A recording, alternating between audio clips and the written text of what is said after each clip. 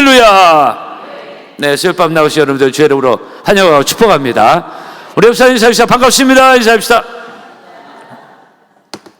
특별히 비오는 저녁에 나오신 여러분들 은혜의 담비가 임하기를 축복합니다. 우리 앞에 있는 우리 중고등부 청년을 환영합니다. 그리고 시간을 성별해서 수요일 나오기 쉽지 않은 시간대 하나님께 드린 예배가 주님이 기뻐 받으시고, 또 우리 조장로님, 송원사님 세종에서 오세요. 사실 참 이 시간대 많이 막히는 때도 하나님께 예배 드리는 직분자의 본이 돼서 감사하고요. 예배를 통하여 하나님 기뻐 받으시는 은혜 역사가 우리 모두에게 있기를 축복합니다. 민주주의는 어느 면에서 다수주의라고도 하죠. 다수가 원하는 대로 가고 있습니다. 제가 가끔 이 말씀 드리는데 오늘 본문에 또 이 말씀이 나오고 있어요. 그래서 이 세상은 마치 다수가 선이요 진리요 바른 길인 양 그렇게 하고 있습니다. 우리는 민주주의, 옛날에 6.25문에 이렇게 젖어있다, 우리도 모르게 젖어있는 것처럼 우리는 민주주의라는 그 이념에도 우리가 젖어 있습니다. 옳은 것도 있지만 그렇지 않을 수도 있다는 것을 우리가 알고 우리 분별해야 될 부분이 있다는 것을 제가 말씀을 드린 겁니다. 인간이 만들어내는 이념들은 다 완전 옳지 않거든요. 옳지 않은 게 너무 있거든요, 사실. 그래서 지금 시대는 다수가 원하면 그게 선이요 바른 길로 그냥 따라가야 되는 그런 시대가 됐어요. 그러나 다수가 늘 선이요 바른 길 진리는 당연히 아닙니다. 그죠? 세상 사람들은 제가 가끔 얘기하는 민심이 천심이라고 하는 전혀 그렇지 않습니다. 성경은 그렇게 말하고 있지 않습니다. 그런 공산주의가 아니고 그건 도덕 아니죠. 그건 처음부터 하나님의 존재를 부정하는 이념이니까 그건 너무 악한 배후에 사탄이 있는 그런 사상이고, 그나마 나은 게 민주주의라고 하지만 그렇다고 민심이 천심이야? 그렇지 않습니다.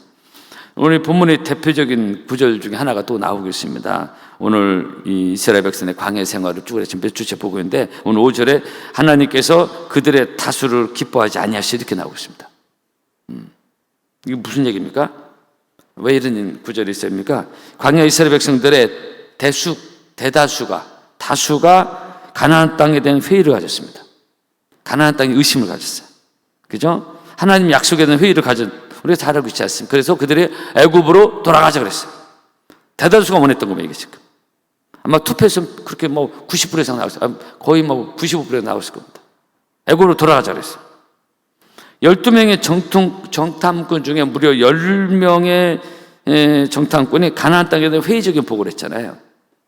그죠? 교회로 말하면 교회 리더들 대다수가 하나님의 뜻에 반하는 그런 생각을 가지고 있었고, 거기에 백성들 동조를 한 그런 케이스입니다. 이게 지금 광야 이스라엘 백성들 광야교회 그런 일이 일어났어요. 그래서 오늘 이 말세를 사는 우리에게 경계를 주셨다고 고린도에서 말씀하고 있는데,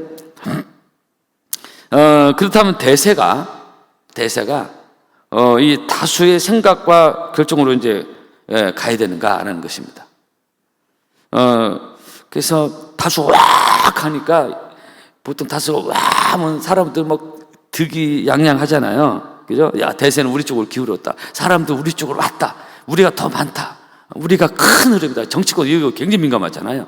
백성들의 민심이 어디가 다수 흘러가느냐, 표가 어디가 나오느냐, 이런 거로 가지 않습니까? 사람들 와 몰리면 이제 세력을 얻었다고 생각하는 것이. 그 대다수는 와 일어나면서 여호사 갈렙을 죽이려고 하고 10명의 정탐꾼의 반응에 보고에 동조하면서 대다수가 애굽으로 가자 이게.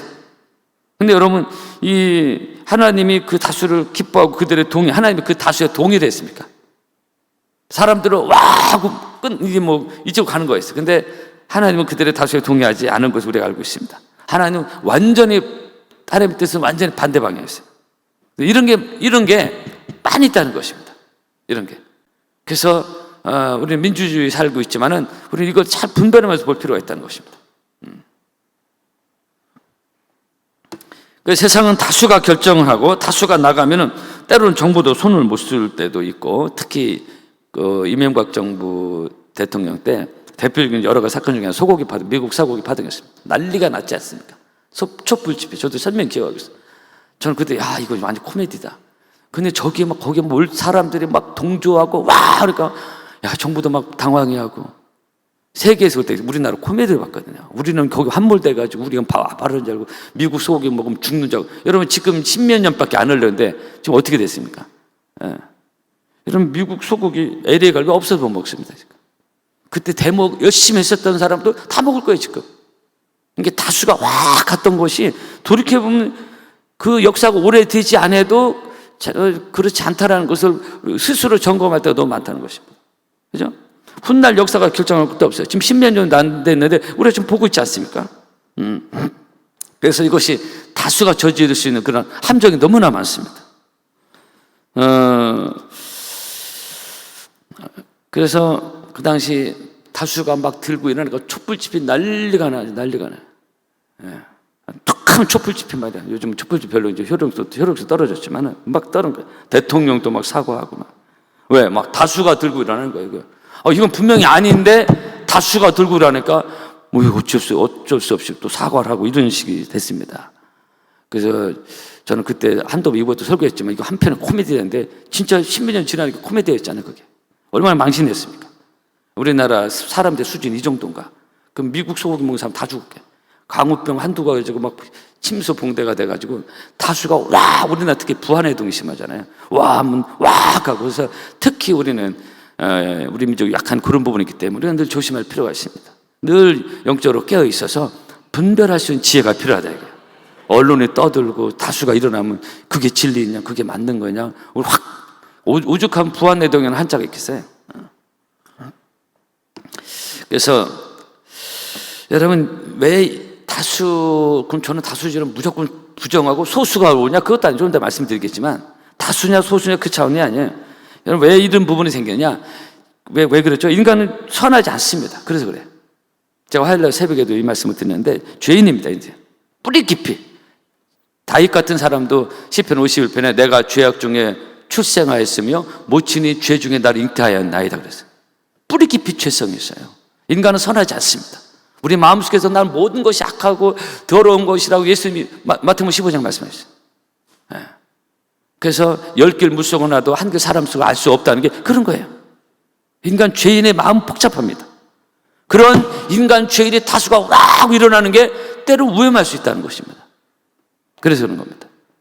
민주주의는 그러고 가고 있지만은 우리는 늘 민주주의 속에 살고 있지만은 이걸 분별할 수 있는 필요가 필요하는 것입니다.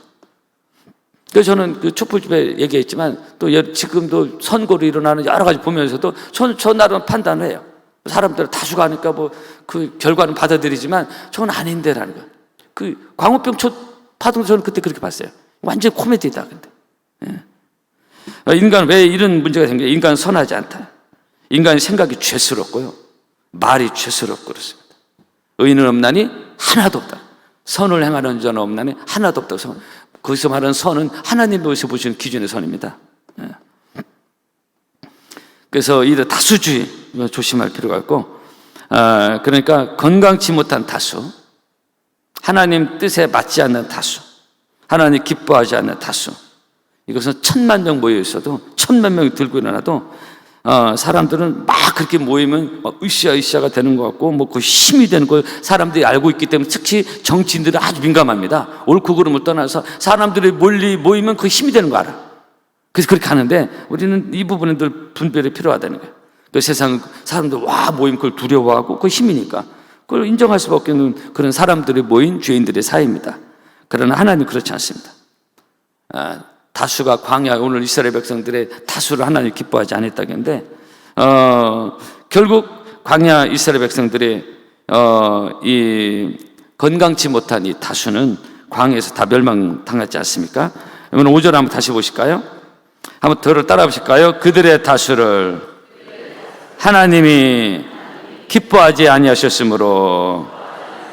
아멘. 여러분 이 다수가 막 일어나서 그들은 뭐 힘을 얻은 것 같았지만 하나님이 기뻐하지 않은 이 건강치 못한 다수는 어떻게 됐죠? 광야에서 다 멸망받았습니다.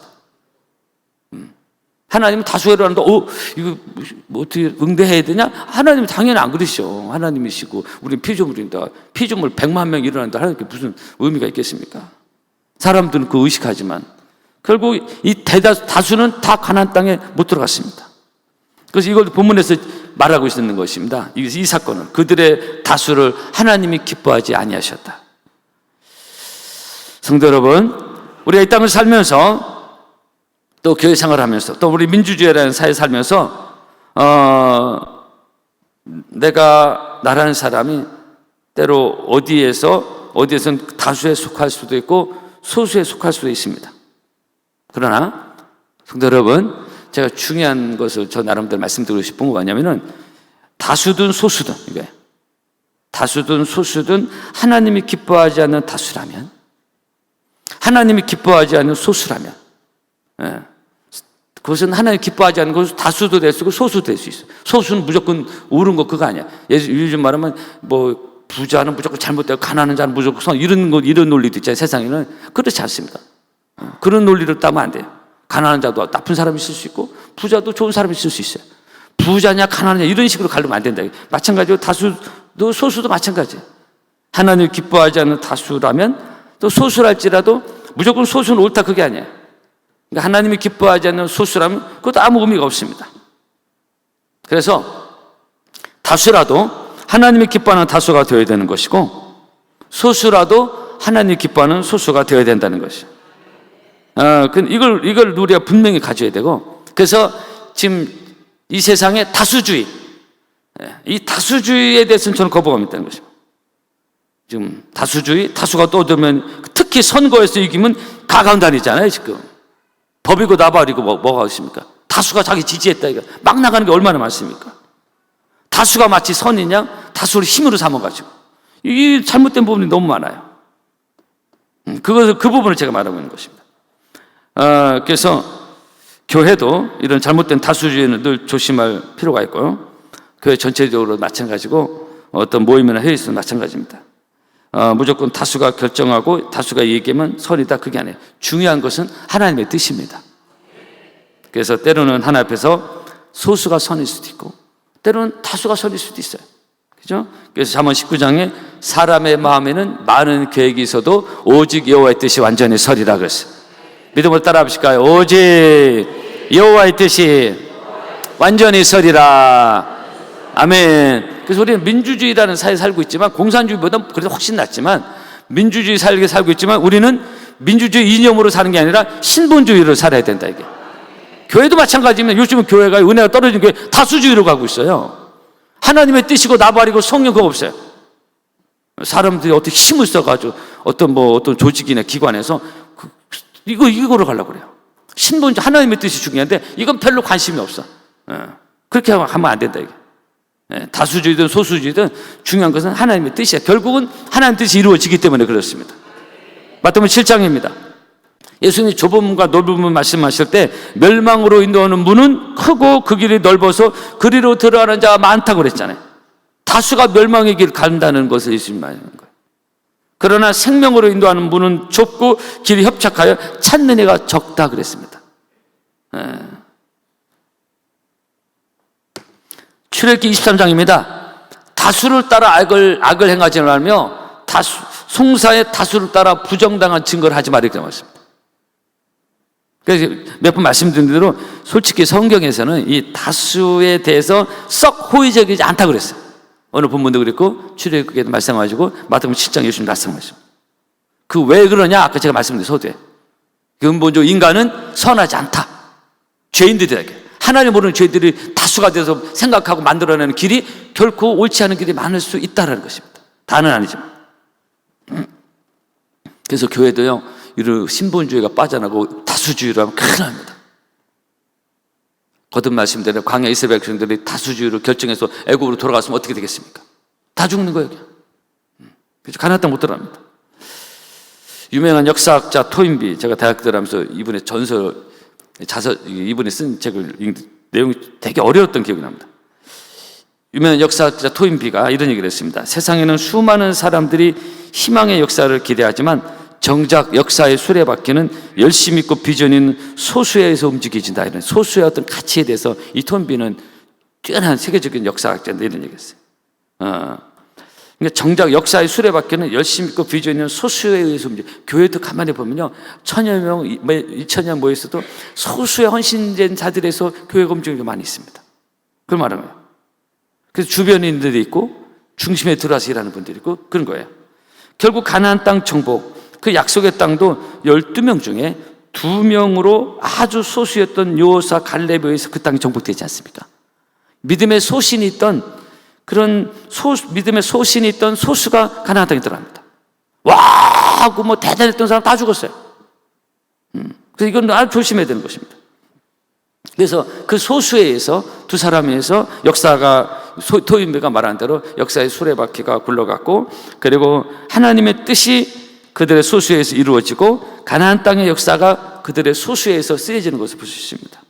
중요한 것은 또 얘기지만은 무조건 극단적인 방법, 이분법적으로 다수보다는 소수, 그게 아니라 다수든 소수든 하나님 기뻐하는 다수, 하나님 기뻐하는 소수가 될 때 바로 거기에 의해서 하나님의 역사가 이루어진다는 것입니다.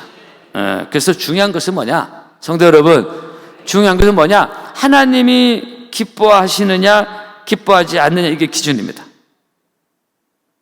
사람이 기준이 아닙니다. 사람이 좋고 나쁘고 이게 하늘에 하나님 자리에 올라가 있잖아요. 사람들의 생각, 여기 보면 이번에 그들의 다수를 하나님이 기뻐하지 않았다 했잖아요. 그죠? 이게 하나님의 기준입니다. 하나님이 기뻐하면 그것이 다수 소수든 예스가 되는 거고, 하나님 기뻐하지 않으면 그것이 다수 소수든 문제가 된다는 것입니다. 근데 지금은 사람들이 좋아하는 호불호가 하나님 자리에 올라가 있어요. 왜? 은혜도 문혜도 잘 모르고 하니까 사람들의 생각, 누가 이렇게 생각한다, 이게 하나님 자리에 올라가 있다고요. 그것이 기준이 되면 안 된다고요. 오늘 본문에 그랬잖아요. 하나님이 기뻐하지 않으므로 다수로, 거기서 문제가 생깁니다. 그래서 이 다수가 죽습니다. 그래서 만약 하나님이 기뻐하신다면 그것이 비록 소수일지라도 우리는 묵묵히 이 길을 갈 수가 있는 것입니다. 우리가 비록 소수일지라도 믿음의 길이 좀 많이, 어제도 총회에서 세미나를 가졌는데 급속히 크리스찬들, 특히 3040 청년부터 3040 세대가 하나님을 떠나는 그들의 어떤 자유분방한 어떤 생각 속에서 이러한 시대에 정말로 어떻게 믿음 생활을 할 것인가, 이런 건데요. 근데 이 믿음의 길이 사실 이제 점점 더 소수가 되고 있지만은, 이 믿음의 길, 소수에 가는 길이 하나님이 기뻐하신다면은 우리는 이 길을 묵묵히 걸어갈 수 있는 은혜의 사람이 될 줄로 믿습니다. 역사학자들이 아주 흥미있는 얘기를 했는데, 사람들은 3명만 모여도 메조리티와 마이너리티가 생긴다, 이런 얘기였어요. 이게 다수와 소수가 생긴다, 그런 얘기인데, 예를 들어 3명 중에 2명이 뭉치면 다수가 되고 1명이 남으면 소수가 된다. 근데 역사는 이 다수와 소수의 갈등 구조 속에서 계속 전개되는데, 근데 대부분의 소수는 다수에 의해서 동화되거나 흡수되거나 멸절되어 버렸다, 이 역사가 보는 겁니다. 실제로 역사 속에서 살아남은 소수는 거의 없다는 거예요. 그래서 이 다수주의, 민주주의도 조심해요. 정말 괜찮은, 좀 남아있어야 될, 살아있어야 남아있는 소수가 다수에서 이렇게 뭉쳐지고 힘을 못 쓰고 사라져버리는 거 너무 많다고요. 이 다수의 힘에 의해서. 역사적으로 볼 때 이 소수가 살아남은 걸 그렇게 많지 않다는 거예요. 그런데 역사에서 보는 겁니다. 그럼에도 불구하고 역사상 살아남은 대표적인 소수가 둘이 있다는 거예요. 그것은 유대인과 그리고 초기 그리스도인이라는 겁니다. 이미 그 주변에, 로마가 세계를 정복하면서 그 주변에 이방의 하나님을 모르는 사람들, 이방인이 다수가 됐고, 그리고 불신 세력에 의해서 이 두 그룹의 소수는 벌써 역사 속에서 사라졌어야 된다는 겁니다. 유대인 많이 인구가 적잖아요. 유대교, 그리고 초기 그리스도인들, 카타콤에서 신앙생활할 때도 굉장히 핍박받은 땅속으로 들어가 버렸잖아요. 굉장히 소수였어요. 로마는 엄청난 대적. 그럼 이게 벌써 역사학적으로 보면 이게 대부분 이런 경우에는 이 소수가 사라진다는 겁니다. 근데 이 두 소수가 살아남았다는 거예요. 희한하게 이 두 그룹의 소수가 살아남고, 그래서 역사학자들의 얘기고, 그러니까 여러분 중요한 진리 여기 또 나오는데요. 다수든 소수든 거기에 하나님의 뜻이 있고 하나님이 기뻐하시고 하나님이 붙으신다면은 때로는 그것이 소수일지라도 살아남는다는 것입니다. 할렐루야! 이것이 교회의 역사입니다. 역사학자들 볼 때는 우리 이 교회라는 역사는 이미 로마 시대에 끝나버렸어야 되는 거예요, 이게 지금. 수많은 종교들이, 로마에 800개가 넘는 종교가 있어요. 다 없어져 버렸어요. 근데 기독교만, 복음이 결국 로마로 정복하잖아요. 여기까지 우리가 지금 파남동까지 복음이 들어와 있잖아요. 근데 역사학자들 볼 때 이 소수가 초기 그리스도인이 사라졌어야 될 문화라는 거예요. 근데 살아남다, 그죠? 열방에 복음이 증거되고 있다는 것입니다. 할렐루야! 살아남은 것뿐만 아니라 결국은 이 약속의 가나안 땅을 이 소수가 정복하고, 오늘날 온 열방에 복음이 증거되고, 왜냐? 하나님이 살아계시기 때문에. 그러므로 다수든 소수든 내가 속한 그룹이 하나님이 기뻐하느냐가 중요한 것입니다. 우리 교회도 많은 성도들이 모여서 하나님을 예배드리는데, 중요한 것은 우리 모임이 하나님이 기뻐하시는 모임이냐 하는 것입니다. 무조건 다수가 무조건 많이 모이고 그게 아니라. 그래서 우리는 늘 하나님 기뻐하는 말을 잘 따라가서 하나님의 은혜와 능력을 누리고 그 영적 가나안 땅을 정복하는 우리 파나움교회 성도 여러분 되기를 주의 이름으로 축복합니다. 여러분, 1930년대 중반 독일의 히틀러가 역사 속에서 등장합니다. 그리고 2차 세계대전을 일으키고, 그리고 오스트리아, 체코, 폴란드 전쟁, 그리고 2차 세계대전 불을 확 일으키고, 그 1940년에 들어와서 노르웨이, 덴마크를 정복하고, 그해 5월 네덜란드, 벨기에를 그 한 달 내 먹고, 그해 6월 다음 달에 프랑스까지 먹었어요. 그 다음에 유고와 그리스, 전 유럽을 파죽지세 다 먹었어요. 그러다가 독일 히틀러가 이제 러시아까지 진격하잖아요. 러시아까지 진격하면서 미국의 선전포고하고 영국도 치고 됐습니다. 당시 이 독일의 최고 지성인들조차 히틀러는 망하지 않을 것으로, 히틀러는 영원할 것으로, 이 나치즘이 영원할 것으로 봤어요. 독일 전체 국민 다수가 열광했습니다. 다수가. 그러나 그때 유일하게 아주 극소시한 보네포라다 이런 목사님들이 이걸 아니다 싶어서 얘기하다가 이제 감옥에서 죽고 그랬잖아요. 지금도 그 잔재가 살아있는 나치즘. 머리 빡빡 깎고, 저 독일에 갔을 때 봤거든요. 지금도 잔재가 남아있어요. 나치즘. 그냥 그걸 추억하고 있는 거예요. 근데 그 당시 이 극소수의 그리스도인들은 알고 있었어요. 엄청난 독일 국민 대다수가 열광하고 대단했지만은, 그러나 기도하는 그리스도인들은 저 히틀러의 깃발은 오래가지 못한다. 지금 다수는 열광하고 있지만 극소수의 하나님 믿는 백성도 알고 있었습니다. 하나님이 기뻐하지 않는 저 나치즘의 깃발은 내려갈 것이다. 다수가 열광하는 것이 문제가 아니다. 그래서 그렇게 그 극소수의 그리스도인들이 기도하고 그렇게 했는데, 결국 그 소수의 기도하는 사람들의 생각대로 히틀러는 매우 빠르게 나치즘의 깃발을 내리고 사라져버립니다. 사라져버렸어요. 아무리 독일 국민 전체가 다수가 열광해도 하나님이 기뻐하지 않는 사상, 하나님이 치면 끝나는 것입니다. 사랑하는 성도 여러분, 우리 하나님을 섬기면서 때로는 소수의 반절에 들어갈 수 있습니다.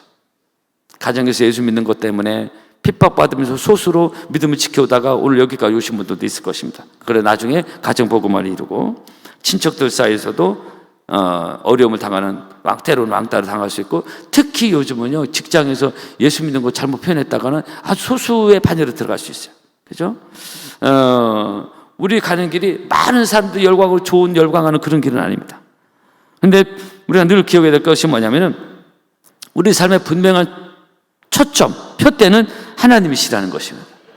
예수 그리스도, 표대를 향한 그리스도 예수 안에서 하나님이 위에서 부르신 부름의 상으로 쫓아간다는 건데, 소수든 다수든 내가 가는 길이 하나님이 기뻐하는 길이라면은 비록 소수의 반열일지라도 결국은 복된 날이 올 것이고, 오늘 본문 말씀대로 결국 이 소수가 가나안 땅을 정복하고 하나님이 기뻐하지 않는 다수는 광야에서 멸망을 받았는데, 우리는 내가 속한 곳이 어떤 곳인가? 우리 반학교도 마찬가지고, 또 여러분들 무리도 있잖아요. 이런 서론 무리, 구역 기관도 마찬가지예요. 내가 속한 요 조직이 하나님이 기뻐하시느냐 안 기뻐하시느냐, 이걸 늘 분별할 필요가 있습니다. 그래서 늘 하나님이 기뻐하는 바를 즐겨 행함으로 다수에 의해서, 특별히 우리가 이 사회 이 다수주의, 너 이 세대 본받지 말라고 하는데, 다수주의로 가고 있는 것을 우리는 보면서도 기도하면서 잘 분별해서 이것이 옳은 건가 안 옳은 건가, 특히 이 세대를 잘 분별해서 하나님의 뜻을 쫓아가는 기도할 수 있는 여러분 되기를 축복합니다. 할렐루야. 승리하기를 바랍니다. 찬양하겠습니다. 오늘 찬송하려고 합니다. 우리가 자주 부르지는 않지만은 오늘 말씀에 해당되는 그런 찬양이기도 합니다. 찬양하겠습니다.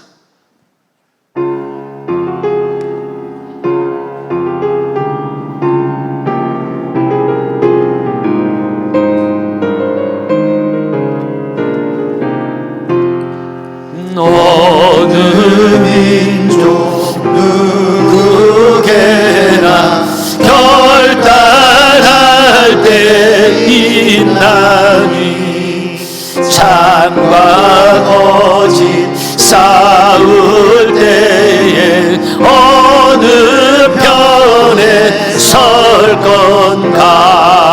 주가 주신 새 목표가 우리 앞에 보이니 빛과 어둠 사이에서 선택하며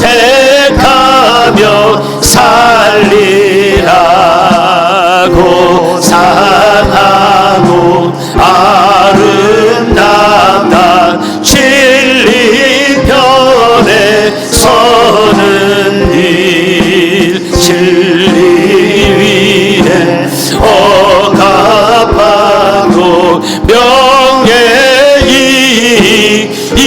잃어도 비겁한 자 물러서라 용감한 자 굳세게 낙심한 자 돌아오는 그날까지 서리라 순교자의 빛을 따라 주의 뒤를 쫓아서 십자가를 등에 지고 앞만 향해 가리라 새 시대는 새 사명을 우리에게 주나니 진리 따라 사는 자는 전진하리 언제나 악이 비록 성하여도 진리 더욱 강하다 진리 따라 살아갈 때 어려움도 당하리 우리 가는 그 앞길에 어두운 장막 덮쳐도 하나님이 함께 계셔 항상 4절입니다. 악이 비록 성하여도 악이 비록 성하 진리도 강하다 진리 더욱 강하다 진리 따라 살아갈 때